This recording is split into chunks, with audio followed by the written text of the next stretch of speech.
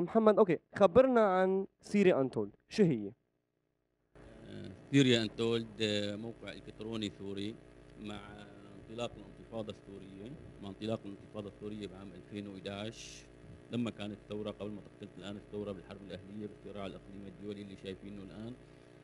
وجدنا انه في كثير من المحتويات اللي بينتجها السوريين على وسائل التواصل الاجتماعي ينتج يوميا كانوا الالاف من المواد والصور والابداعات والفيديو، ما في امكانيه للتاكد من مدى مصداقيته، وبنفس الوقت كل هذا الانتاج عم بيضيع. فكانت الفكره الاساسيه اللي انطلقنا منها انه محاوله لتوثيق هذا الشيء وحفظه من النسيان لتشكيل ذاكره للحراك المدني السوري في سوريا. مع تطور الصراع وبالعام 2012 دخل السلاح للثوره او الانتفاضه او الحرب الاهليه، وبلش يتغيب هذا الحراك المدني السلمي. فصار كمان احد مهماتنا انه نعمل على من هون اجى اسم حكايه من حكت، سوريا انتولد حكايه من حكت، لتسليط الضوء على الاشياء اللي بتهملها وسائل الاعلام الكبرى في سوريا. هلا اذا بتفتحوا على اي محطه اعلام، داعش، الحرب، الارهاب، ما في اي شيء اخر عم بيصير في سوريا. لا، نحن بدنا نقول حتى الان بسوريا في حراك مدني، في اشياء اخرى. صحيح في ارهاب، صحيح في صوره كليه، لكن خلف هي الاشياء في سوريين بدهم يعيشوا مع بعض، في سوريين بعدهم عم يسعوا لبناء وطن، في سوريين بعدهم بدهم يحطوا ايد بايد، وفي سوريين بعدهم عم بيفكروا بالمستقبل. ولهيك مع تعقد الصراع السوري وظهور يعني ظهور كثير من الضبابيه الان في سوريا، فصرنا كمان عم نحاول نتطور. يعني مثلا مؤخرا عقدنا اتفاق مع مؤسسه سمير قصير لمحاوله التفكير بالمستقبل السوري، انه ليش السوريين مثلا ثائرين او عم بيحاربوا. فكانت الفكره انه بدك وقف كرمال. ترجم. عم بحفظ معك انا بس.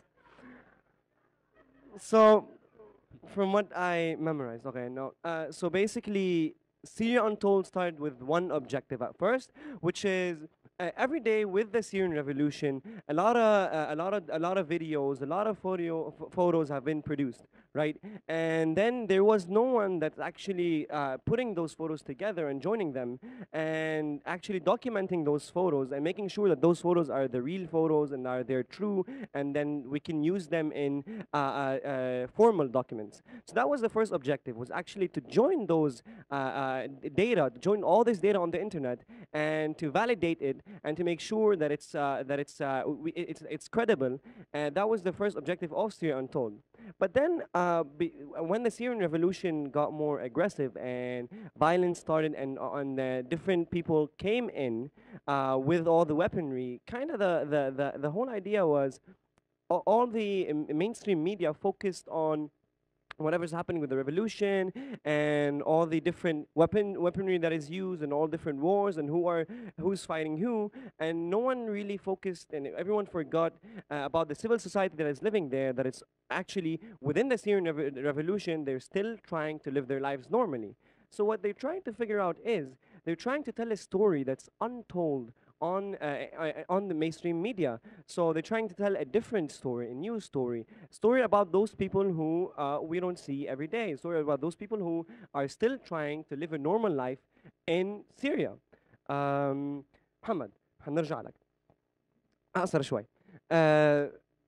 هلا بدي اسال، انتوا هلا بتغطوا احداث، صح؟ بتاخذوا انتوا معلومات، بتغطوا احداث. شو هن كيف تشتغلوا؟ شو هن الاحداث اللي بتغطوها؟ شو ممكن مثلا خبريه مغطينا؟ اعطيني اكزامبل يعني عن الاشياء اللي بتغطوها. احنا اكثر شيء بنحاول نركز على المواد الانسانيه والاشياء المهمله في سوريا. مثلا الان مثلا اخر الحكايه اللي نزلناها على الموقع، الان بكل وسائل الاعلام في داعش، في ارهاب، في النصره فقط. لكن الان بهي اللحظه مثلا في مدينه اسمها داريا تقع في ريف دمشق بعيد عن العاصمه دمشق شيء 8 كيلومتر. هيدي المدينه محاصره من قوات النظام، فيها معارضه مسلحه وفيها بعد مدنيين. بهيدي المدينه مثلا في رسامين بعدهم موجودين بهي المدينه، بينتظروا الطيران لحتى يرجع على المطارات، وبيطلعوا بيرسموا على الجدران. تستغرب انه في جوع، في حصار، في هدول شو ليش عم يرسموا؟ شو عم يعملوا؟ نحن بنركض لهدول بنحاول نسلط حكايتهم، نكتشف انه هنن بعدهم عم يرسموا لانه النظام او داعش، يعني كل الجهات اللي هي ما بدها دوله مدنيه في سوريا، يسعون لطمس هذا الحراك. اي بعد مدني حتى الرسم بالنسبه لهم هي بتهدد مستقبلهم. هدول بيطلعوا بيرسموا دائما، الطيران بيقطف المباني بيرسموا على الجدران المهدمه، هي الرسوم للتاكيد على انهم بعد بدهم دوله مدنيه. وهذا الدليل الوحيد بوجه النظام انه في شيء غير التطرف، في شيء غير الارهاب، هن دائما مضطرين ان يرسموا. هي مثلا احد الحكايا اللي بنسلط الضوء عليها. بمدينه حلب مثلا كمان اخر الحكايا اللي كتبناها، ناشطين مدنيين نزلوا على شوارع حلب بالمناطق اللي انحسرت عنها سيطرة النظام مثلا، ورسموا ما يسموه انهم بالنسبه لهم اعلام الثوره ضد الكتائب المتطرفه في الثوره السوريه اللي هي بدها ترفع مثلا اعلام داعش والنصره والدوله الاسلاميه. فهدول كمان بعدهم عم بيقاموا. نحن هيدي الحكايات الاساسيه مثل Well, okay, so I asked him, what are the what are the stories that you guys cover, and what are the stories that you post online on the website? So he told me a story about a village which is called Dareya. So Dareya is being bombed by the Air Force every time, like daily.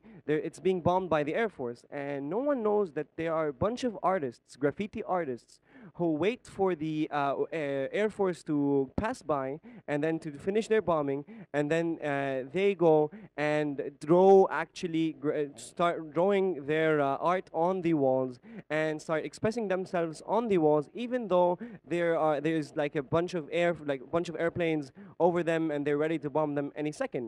So this was a message that these artists are trying to send, that even though the Syrian regime, they don't agree with it, but that doesn't mean they have to be extreme, and that doesn't mean they have to start killing people. Actually, we can actually express ourselves in a civil way through art.